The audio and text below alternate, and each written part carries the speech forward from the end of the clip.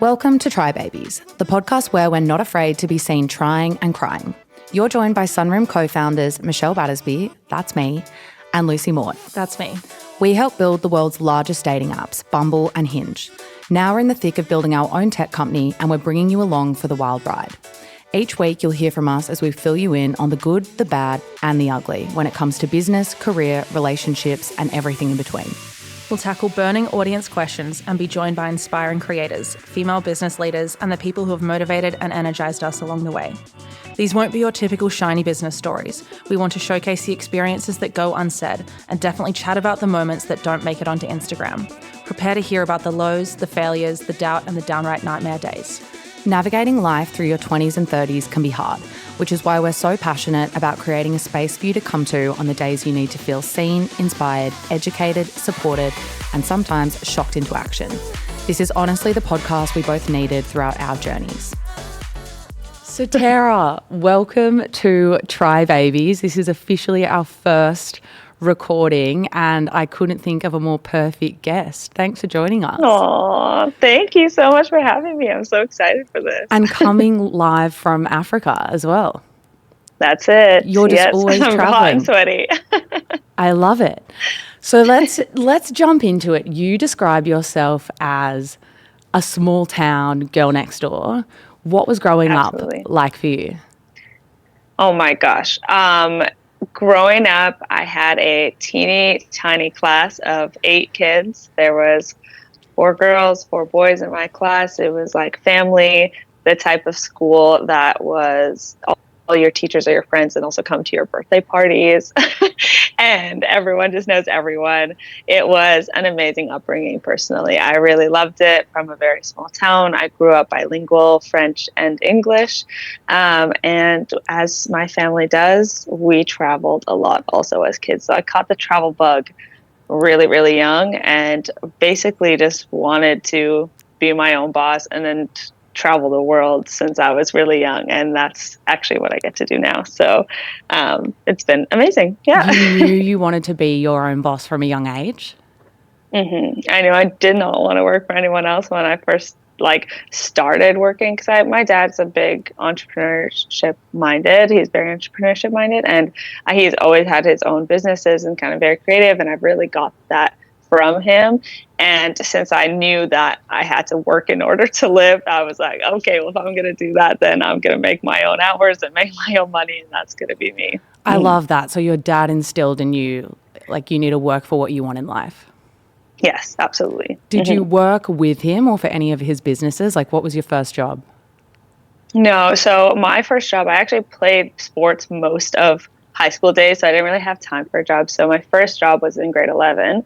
And I became a lifeguard and over the summer holidays. So, because I knew it made the most amount of money, so I can save up for college was kind of like my plan for the 2 years. Yep. And he worked as a family business. He had a mechanic shop, 9-bay garage.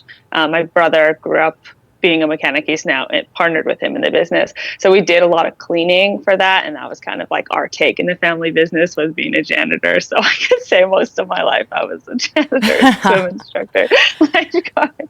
That's a very totally different to now. Very long way from what you're doing now. Yeah. It's wild to me to hear someone say that they were a lifeguard, because I just think of lifeguards as only really being from Australia, which is obviously not the case. But in Canada, there are beaches. So it was a pool lifeguard. Okay. So it was all. Yeah. You don't know how many Aussies have actually asked me that. They're like, "Wow, oh, that's cool." I'm like, yeah, but it's only for a pool. I'm not that good at swimming. Oh my God, I love that. Okay, so switching gears a little bit, what you do now is very much about body positivity. You describe yourself as a fuller bust educator. You've built an insane online following under the title name Fuller Bust Bestie. So we have to speak about your bust. Let's do it. Talk to me about that. When did you notice your body changing and what was that like? So because I was in a very small school growing up, there's not very many people, unlike diversified bodies, I guess. So I was the only one in my class with larger breasts, and I was the only one in my family besides my mom. So I have two sisters, and both of them have like a smaller chest, and mine was the only one that was actually insane to the point that people would constantly comment about it. And that's kind of the first time I've really actually noticed, right? As a kid, you're kind of like, okay, yeah, everyone's kind of growing these things. It's like normal and you have to talk from your mom. But it was, I think, grade 6-ish, that it was like a lot of pointing, a lot of like commenting from my friends, like, oh my gosh, like they're much bigger than mine. What's going on? So having that stigma within my circle from a really young age was almost like they're bigger than normal, and they get in the way, and then always being told to put them away. That was kind of like the three things that I was always faced with on the daily. Plus having like doing sports so much and gym class, it was constantly not being able to find a sports bra that actually fit me or that was comfortable, and having to deal with that. Plus just growing up with a large chest around people that don't understand is complicated in itself. Yeah. So it was very psychologically damaging for the body positive part of my life. And then go ahead. People telling you to like put them away, what age was that starting from? I would say high school, like by grades like 7, 8.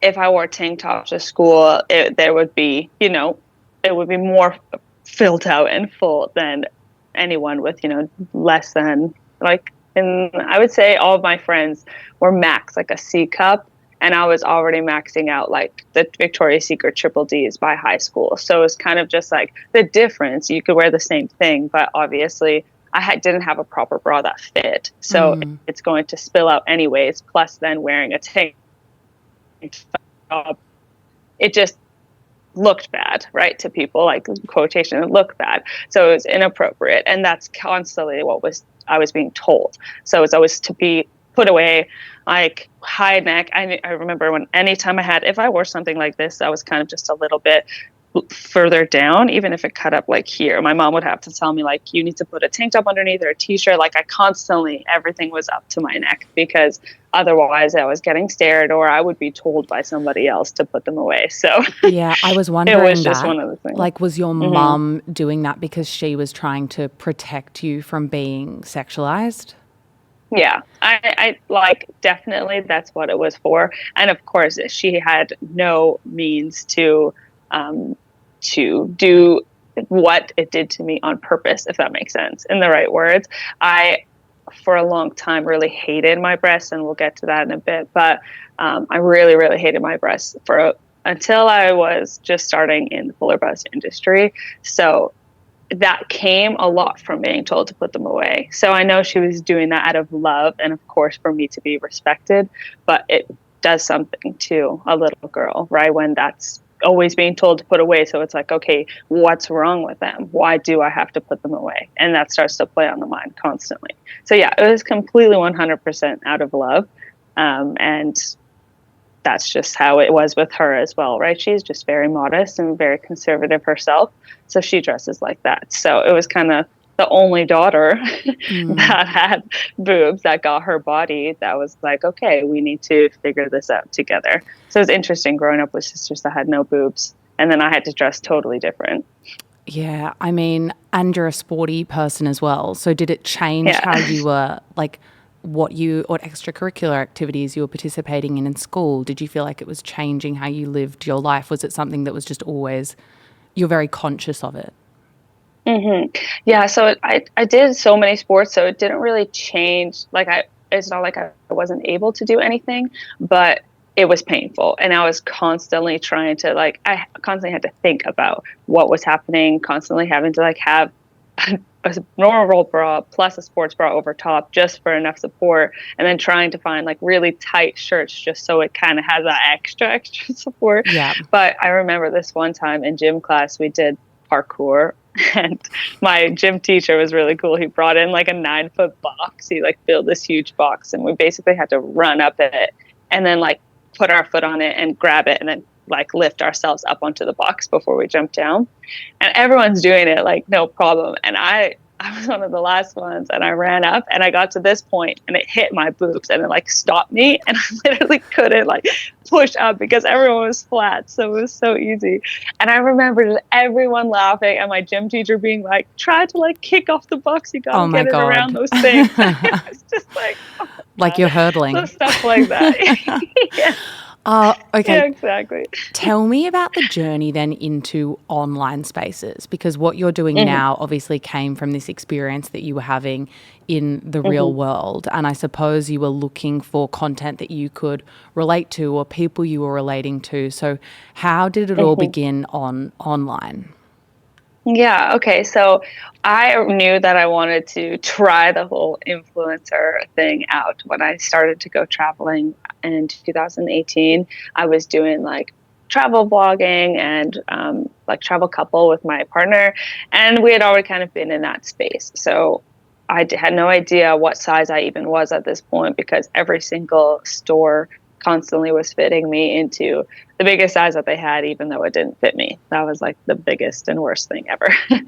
So when I was in Australia, actually downtown Sydney, I was living there.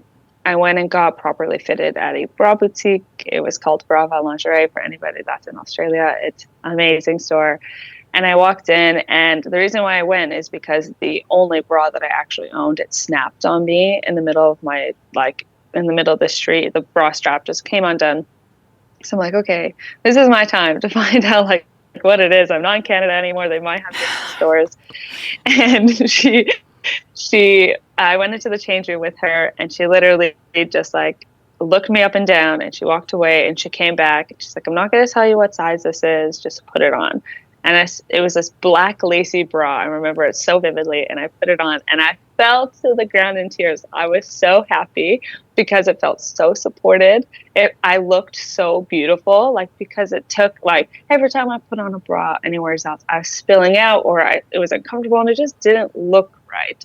And this finally looked right, and it looked so good, and I was just so happy. I felt so confident that I walked away from that store being like, I can't believe I went this long without knowing that these bras existed.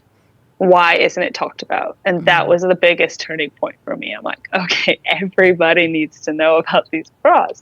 So about a week later, that's when COVID happened, and I ended up having to go back to Canada. So I didn't end up having like all these bras to be able to choose from anymore. But I'm like, okay, I'm not doing this travel documenting anymore. We're not traveling. Let's focus on this, because every single person needs to know about this.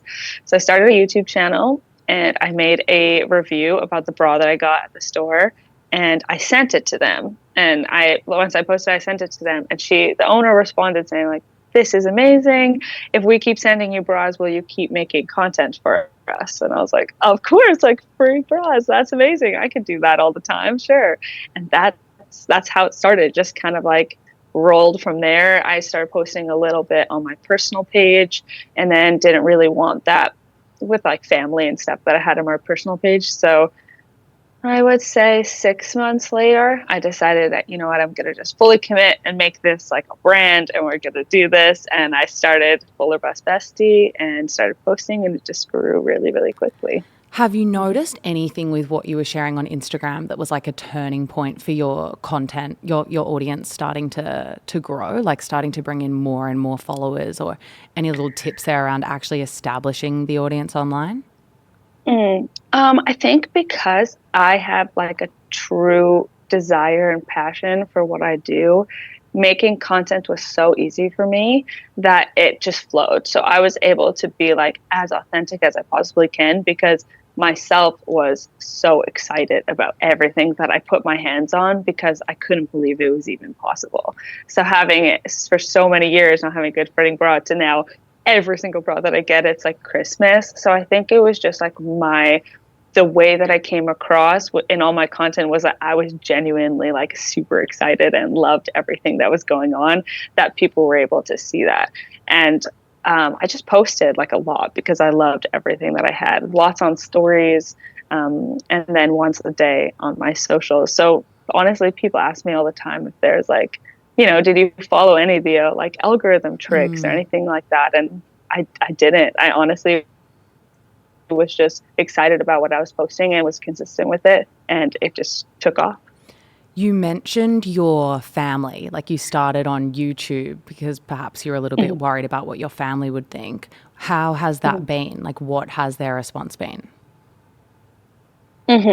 So at the very beginning, it was very intense because, of course, I was told to cover up my whole life, and now I'm putting my body on the internet. So there was this huge contrast with like, okay, this girl is kind of going off track here from how we raised her. And it took a long time for them to accept it. And it kind of got to this point where at the beginning, they just didn't even ask me about it because they didn't want to know, because they didn't like it. And if it did come up, it would be this like, oh, we don't like that. That's not cool. Like, I don't want to talk to you about it. And it was one of those things. And I think because I did a lot of work, like mental work with different coaches and stuff when I was younger, it really helped me push through that and go like, okay, it doesn't matter what my family thinks. I know that this is what I want to do, and I'm going to just continue doing it. And it wasn't until I was able to prove that this was a job and a career by getting on a billboard in Times Square. Like, that was the turning point for them, was like, okay, she's actually doing something and she's actually making money. She's actually making a difference. It was like there had to be this outside perspective to say, no, look, like she's doing this, and she's not just posting on the internet for attention, which a lot of people talked about at the beginning as well. It's a real thing, and she's actually helping people. And at that point, all my family was like, okay, what are you doing? I want to know what's up. Like, they still don't really understand it completely because they're not in it, but they now know and accept that, okay, this is your lifelong career and we see you now. That was that kind of breaking point. It's so interesting because what you're doing, all your content is really geared for women and through a woman's lens, especially on Instagram and on TikTok. It's very educational. You're showing up so other people can feel seen. You are trying to spread the word in all your comments. And I see you've built this army of other fuller busted women who are so grateful for everything that you're putting out there, and you are partnering with these huge brands. And to your point, the way you built an audience was by being authentic, and you've always had a purpose behind what you're doing, but simply because you show up in lingerie, a lot of people's initial judgment on that is it's sensual or it's sexual. But the nature of your content is quite different to that.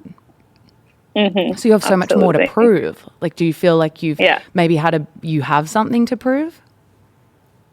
I don't think anymore. And I think that also came with personal growth. That came with just knowing that, like, okay, this is my life and I'm so excited to do everything that I'm doing. And if I look back on it now, like just in the last year, especially with being on Sunroom, has been just like completely life-changing. That if I look back on those moments when they said, you shouldn't be doing this, I don't think it's a good idea. If I wouldn't have listened to them, if I would have listened to them, my life would be completely different. So looking back and seeing that, I've now changed as a person, that it's like, okay, I know that this was the right path and this was a good idea. And that gives me so much more confidence in myself to just keep going like that and not have to worry about what other people think. Love that. Yeah. What about censorship online? Because it's like you've kind of got this societal judgment, but then you've also got existing in these online spaces, on these platforms. What has that censorship been like for you? Yes. So it's been horrible. the just social media in general is just horrible. TikTok, for people who don't know, I had grown my TikTok to 400,000 followers. From when I started, it grew over the course of like 6 to 8 months. And I had 90% of my partnerships like with TikTok, like not on the platform, but all the brands that I was working with, I was posting on TikTok for them. That was where most of my money was coming from. And just one day, randomly, I opened the platform and it said, like, sorry, you've been censored too many times. Your account's been deleted. You can't access your content anymore. See you later. Like, that was the message that I got popped up. And I've never been more, I knew that that was a possibility. So of course in my head, everyone knows that it's a possibility, especially in my space. But to actually have it happen, I didn't think I would react the way I did. But I was actually really, really disappointed and really, really shook for a few days and wasn't really sure if I was actually going to go on the platform ever again. Now I'm actually just on TikTok literally as a personal page, just randomly to like post stuff that's fun. I do not use it for brand work anymore because I think it is just completely pointless that you put so much effort into something for somebody to just delete it with the press of a button like it's nothing. So I've focused mostly on Instagram. I swapped and went focused on Instagram for a little while after that happened, and now progressively getting into YouTube. But even with those platforms, because they are so big, there's two things I'm still constantly just randomly getting. Okay, these 5 posts have now been flagged for censorship, and you have to either take them down or adjust them or whatever, even though literally one of them was the most, like, obviously my content isn't considered modest, but it was the most modest content out of everything on my page, and it was still like wrong.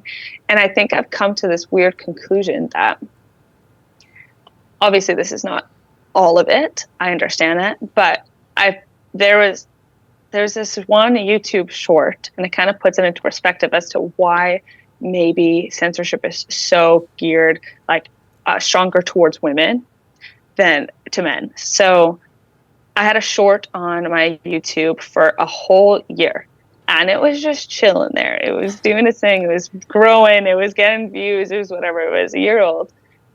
And then randomly it got popped up. You know how randomly one of your videos will just kind of go viral and it just takes off. But it went viral on YouTube after a year, and all of the comments were men just being horrible, like absolutely disgusting. And after about 3 days of these horrific comments, it got shadow banned. The thing pops up and says, hey, look, like, this content's sexual and you have to remove it. And now I can't view it anymore. So it's like, okay,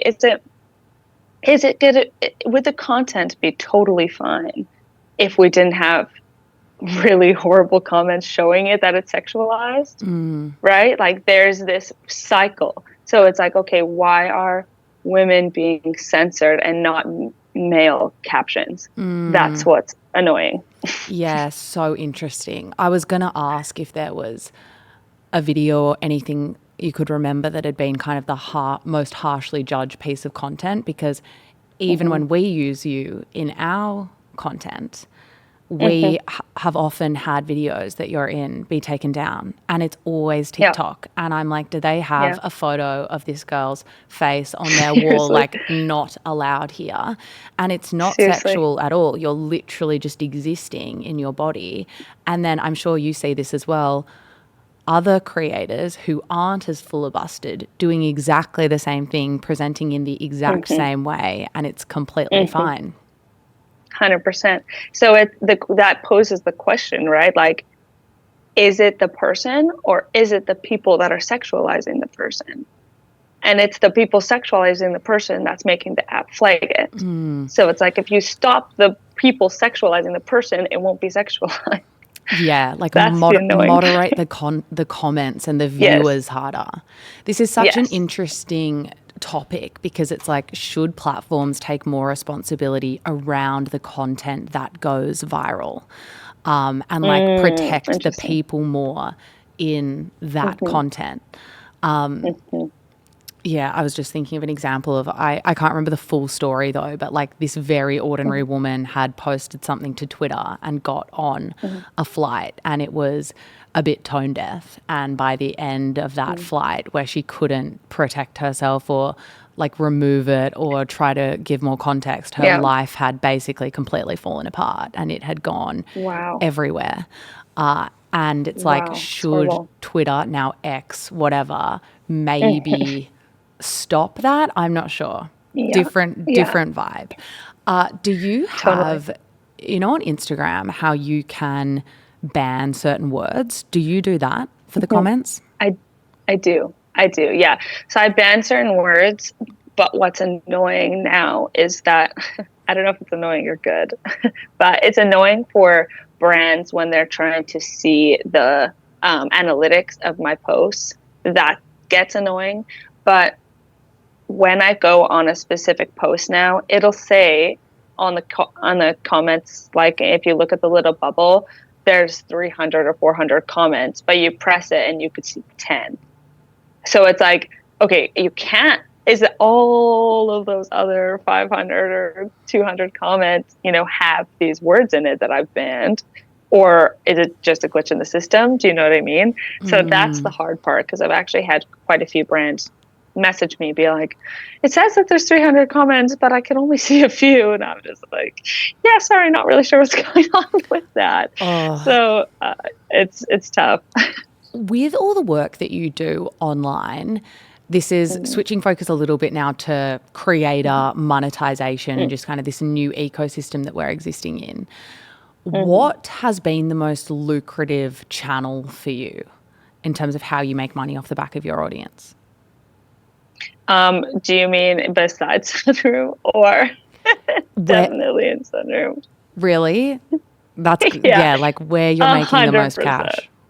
100%. So I was until I started on Sunroom last October. I think it'll be my 1-year anniversary with you guys in a couple months. We need to send you a exciting. gift, or help you make lots of money. Yeah. So definitely, before I started on Sunroom, I was making on average with brand partnerships alone, like 3 pushing maybe 5,000 a month, like here and there. And of course, with brand partnerships, it's like this, like 1 month you could have a lot, 1 month you could have pennies. It's just kind of the way that it is. And when I started on Sunroom, I think the very first month I made something close to like $5,000 or $6,000 or something USD. And now it's skyrocketed. I'm making over 30,000 Canadian, because I'm Canadian. That's how my currency flows in. Over $30,000 a month. And it has completely 100% changed my life. It's so amazing to hear, like, you're literally making a living on Sunroom. How has it changed how you live your life? It's changed in every single way possible. It's hard to narrow it down. But basically, when I said earlier that I really wanted to be my own boss so I could do X, Y, and Z my whole life, this has given me that exact life. And now I'm in a position where I don't have to worry about money ever. I'm constantly just know that I'm good. I'm able to invest half and live on like as much as I want to, spend whatever I want on the other half every month. And it's just been like crazy. I think I've been to over 10 countries since I started on Sunroom. So that just shows like I also get to fulfill my traveling like heart and desire to see the world. It's really come full circle. I love that it ties back to what you were talking about at the start. Why have you decided to be on Sunroom as opposed to the other creator monetization spaces like OnlyFans or Patreon? So when I was first originally like starting my Full or Bust page and I got all that censorship happening right at the start, I did decide, okay, maybe OnlyFans will be the place for my type of content, right? Even though it wasn't geared towards men, all these other platforms weren't really letting me post. So it's like, okay, where else can I go that I could get the word out there? So I did join OnlyFans, and I was on there for like, I think 3 months was the max amount of time. And it was horrible. It was a horrible experience. Mostly because even though I did make money from OnlyFans, I think a total of like 6,000 over the few months. Even though I was making money, the expectation of being on OnlyFans and like the what's the word for it? Like the help me Assumptions? out, like more of like how people see you, like The the stigma or the perspective. yes, Yeah. yeah. So then the stigma of OnlyFans, as well as the actual people that were on there that had these expectations that, okay, you are on here, so you need to give me like the dirtiest, nastiest content for the lowest amount of money. That was kind of the every single person that went on there had that expectation almost. I had maybe had one or two subscribers that were like, okay, like I'm just here because I want to support you, basically. So that after about 3 months, and during those 3 months, it kind of just was like a really weird time in my relationship too, because I wasn't even excited about joining OnlyFans. That just kind of was the only place I felt like I could actually post and the content that I was there for. So I was like, okay, this is enough. I don't want to be in this space anymore. I felt a little bit dirty, not like like each to their own with anybody else on OnlyFans, like you do you. That But was I just just your felt dirty. experience. That was just my experience, exactly. And I don't know if it's like that for everybody or not. But so I quit. I was like, okay, that's me done. I will do it another way. We will just figure it out with other Yeah. platforms and content, and I will just figure this out. So it wasn't until I wasn't on any other platform besides Instagram, TikTok, and YouTube until Sunroom came along. And I'm pretty sure I was one of the first creators. I don't know that for sure. You'll be able to tell me, but You were definitely one of the first to start making serious money. And we were like cool. looking at our dashboards thinking, who is this person? But I also think it really, this is something I've noticed, the fact that you were on OnlyFans, like creators who've used these platforms before definitely understand the strategy. Like I think it's good to dabble in those platforms if they do feel right for you, because they definitely teach you the strategies around how to price, how to tease on Yeah. your socials, how to bring Yes. people across. And it's interesting, like it sounds like with OnlyFans your boundaries were being pushed. But even with Yep. Sunroom, like I don't really view what we allow on Sunroom as being that edgy, to be honest. But even the fact that boobs are allowed, that's sometimes too much for Totally. people's boundaries. We're Yeah. kind of all in different places. So I think it's good that there are just options, because I don't Yeah. think there have been as 100%. many options about where you can go and show up in slightly different ways. How 100%. how is it, like how do you show up differently on Sunroom? How does it differ from what you do on Instagram and not really TikTok because you can't be there? Yeah. So it shows up exactly how I would want it to be on another platform, just without this fear of being taken down. It's kind of like this perfect recipe of allowing myself to be sensual and to feel sexy and to have like, even as Instagram bans it as sensual dancing, literally just me like having a good time in my lingerie, to that, to be able to make money doing it. That's literally like the best space and the best combination for that. And I don't have the expectations, because it is such a new platform, that when people come to my page, I'm able to set my boundaries and be like, this is what I do here. This is not OnlyFans. If you want that type of content, you could go there. This is my space to do what I want and be who I am, and people respect me so much more. So I think that's another reason why it's grown so much, is because people are there, it's new, they're checking it out, they're like, okay, this is what she's about, I like it and I want to stay. And it was easy for me to grow too, because I liked it and wanted to stay.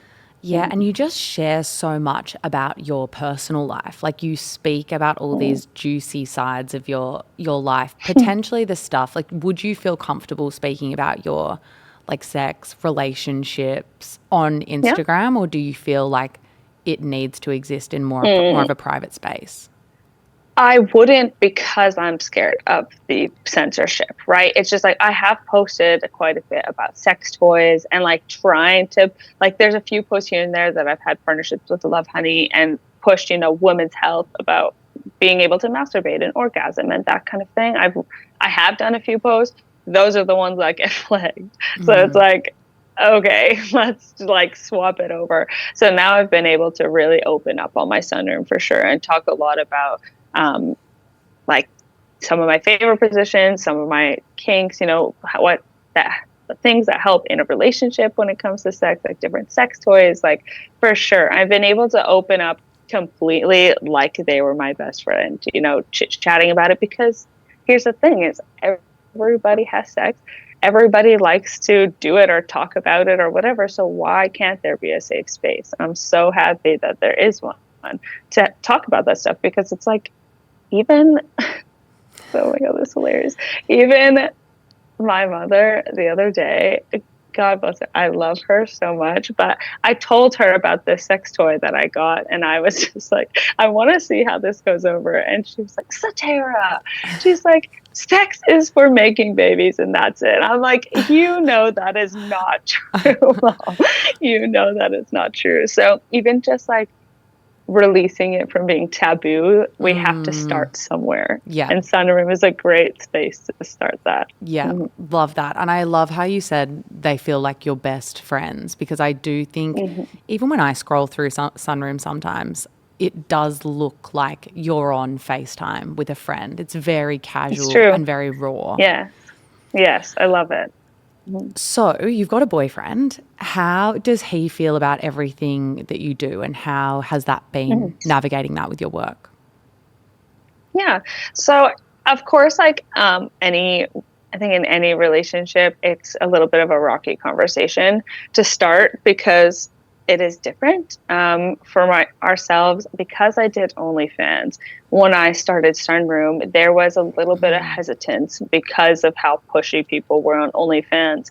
We had this little resistance, and the relationship got a little bit rocky during that time period too. So we just didn't want to go through that again. So everything that happened on Sunroom, it was a step-by-step, like super clear with each other, with great communication as to, okay, these are my boundaries. This is what we're okay with together. This is what's going to happen. And we rolled with it together. So now he even creates all of my content for me. He's the one that's in the back end. He's the one that's like, ooh, that looks hot. Like, let's do this. And this is fun. Let's do this position. Like, it is really, really fun. And he helps me out with it, which is just like the best part, because we could just have fun together with it. And then, of course, we both share the benefits of what it gives us, this amazing life. So it was like rocky, like anything new. We figured it out, and communication's key. I love that. Okay, what is next for you? What do you want to happen with this Fuller Bus Bestie empire that you're building? I love this question because I'm just moving into that era right now. So it's been on my mind a lot. Basically, and this is a super gloating little thing that I'm going to do. Since I started being an adult, basically when I was 18, I wrote down life goals that I want to achieve, like all these different things. Like, I'm big with goal setting, and this year, thanks to Sunroom, was the year I achieved every single one of those things on that list. And it was just like a huge, like, mind-blowing experience for me, that now I've been in the last month or so sitting down and rewriting new insane goals, like life goals. So basically, I'm hoping that Fuller Bus Bestie at some point in the next year or so will have its own line, which is really exciting. I'm working with a few manufacturers at the moment. Other things that are happening, which are amazing, I'm creating my own lines with brands I already work with, so that can kind of diversify the income a little bit, test the waters, different fabrics, different lines like that. But other than that, I've been really, really trying to just completely 100% enjoy being in this stage of my life of achieving these goals. Yeah. So it's kind of this healthy balance of like, okay, we're on to the next thing, but holy shit, you made it. Let's just like soak in it a little bit. I love that. I love that you wrote your goals down and you've actually hit them all. How do you manifest? Do you come back to them? Do you have any little tips for goal setting? Um, okay, so I don't have necessarily tips, but the way that I would do it is you write it down and you don't really look at it unless you're feeling uninspired. Like that's the only time that I'll go back and look and be like, oh yeah, these things are happening. And you kind of will, when you go back and you look at them, you're like, all right, I've actually achieved some of these already, or these things are already kind of in the works. I can see it happening, so I'm good. And you put it away and you don't look at it. But the biggest thing ever is to really truly celebrate even the little wins, because when you stop and you celebrate what's happening and you sit in it, then the rest of the goals and everything just skyrockets so much faster. Yeah. Like I couldn't believe the speed of things that happen when you are joyful, like where you are in the moment when those things are happening, instead of constantly chasing the next thing. And then you enjoy the process so much more. I love that. So even to the point that like I hit 25,000 followers on Instagram, I went and bought myself a expensive perfume that I really wanted that I've never done before. Like little things like that. It's just like a must to treat yourself. Yeah. And going back to something you said earlier around just accepting your body and I guess the skin that you're in, what would be your advice to anyone listening who might be going through some of the same challenges you faced?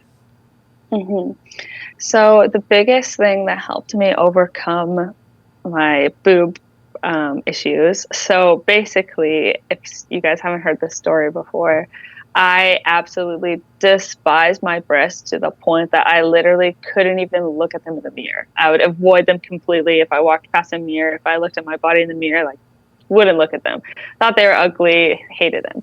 It was horrible. It felt horrible. I didn't like that feeling. And when I first started in the Fuller Bust Bestie, when I first started Fuller Bust Bestie, I knew that I had to overcome that, because I can't be confident and like tell people to buy these things and feel beautiful if I didn't feel beautiful and I didn't love myself completely. So I worked with a body talk therapist, which basically does like energy healing. And we did this really long session in person. And she made me, long story short, it's about 2 hours long. By the end of it, of all clearing all this energy and things that, you know, may seem blocked kind of going around the body, she asked me what it was that I hated the most about my body that I was still like not really in love with. And of course I said my boobs. And she told me, and this is the key point for everybody that's going through this, she told me to stare at them in the mirror, stare at them every single day until you could say the words, I love you. So it's constantly looking at that part and being like, I love you, like, I love you, I love you. And the more that you do that, the more you actually start to love every single part of yourself. And then it's not just that, it changes and do other things. The more you could just love yourself and actually enjoy the body that you're in, because it's so beautiful and so precious. And I now feel so sad that at one point I didn't love it. You know, that was the biggest turning point for me. So every day I just woke up and stared at them, because I couldn't even do that, and said, I love you. And that was such an emotional day for me, like huge. I cried for so long, but it finally was like this release, because I wanted that. I wanted to love it so bad. I just didn't know how. And that really, really helped me. I love that. That's incredible advice. Thanks for sharing. Okay, Sat, we're going to do rapid fire, 3 juicy / spicy questions. Okay. Have you ever had sex in public? And if so, where? Yes. On a beach and at a campground. Love it. Okay. Do you have any red flags? Being like dishonest, like catching them like in a lie. Okay, and this one's a little bit different. Do you view yourself as successful? 100%. Yes. Yay. Okay, amazing. 100%. Thank you so much for being our first guest, Sat. You are Thank you so much. incredible. We love what you do, and so happy we can share your story on Try Babies. Thank you so much for having me. Where can people find you? What are your social handles? So it's Fuller Bust Bestie pretty much across the board. YouTube, Twitter, Instagram, and Sunroom. Amazing. Thanks, Sat. Bye. Thank you. Bye. Thank you so much for joining us on this week's episode. A quick ask: if you enjoyed listening, it would mean the world if you could jump on Spotify or Apple and review the podcast. 5 stars only, please. We need to build that army so we can read what you loved and what you want to hear more of. We're so grateful to have such an incredible community of empowered, motivated, and confident women supporting each other here to go after their dreams. That's what we've needed most throughout our journey. You can subscribe so you don't miss our episodes, or head over to our Try Babies podcast Facebook group and Try Babies Insta, where we can connect with you more and ask us questions that you want answered in the show. See you on the next episode of Try Babies.